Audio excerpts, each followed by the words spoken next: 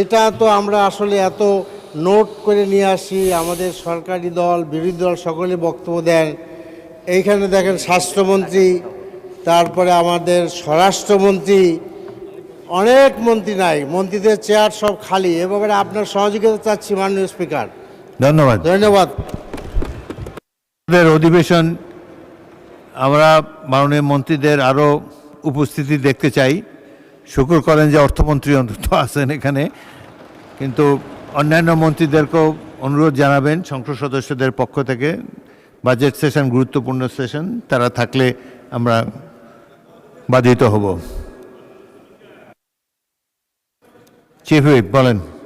মাননীয় স্পিকার, বাস্তবতাটা হলো এই যে অনেকে রাষ্ট্রীয় কাজে বা বিভিন্ন কাজে ব্যস্ত থাকে, এটা ঠিকই। তবে সংসদে তাদের আসা উচিত, আসলে ভালো হয়।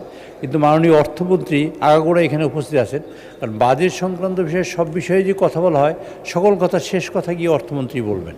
স্বাস্থ্য খাতেও বলবেন, বিদ্যুৎ খাতের কথাও বলবেন, পুলিশের কথাও বলবেন, আইনের কথাও বলবেন, সব কথাই অর্থমন্ত্রী বলবেন মাননীয় স্পিকার। সে কারণে মাননীয় অর্থমন্ত্রী প্রেজেন্ট থাকেন।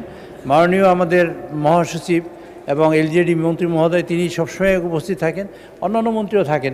তবে আমি আশা করব অন্যান্য যেসব মন্ত্রী এখানে উপস্থিত থাকেন না, তারা যেন উপস্থিত থাকেন এবং সংসদকে উপভোগ করেন, এবং বিরোধী দল না, সরকারি দলের যেসব সদস্য যেসব কথা বলেন সেগুলো মনোযোগ সহকারে শুনেন এবং সেগুলো যেন সমস্যা সমাধানের ব্যাপারে তারা অগ্রগণী ভূমিকা পালন করেন। মাননীয় স্পিকার, আপনাকে ধন্যবাদ।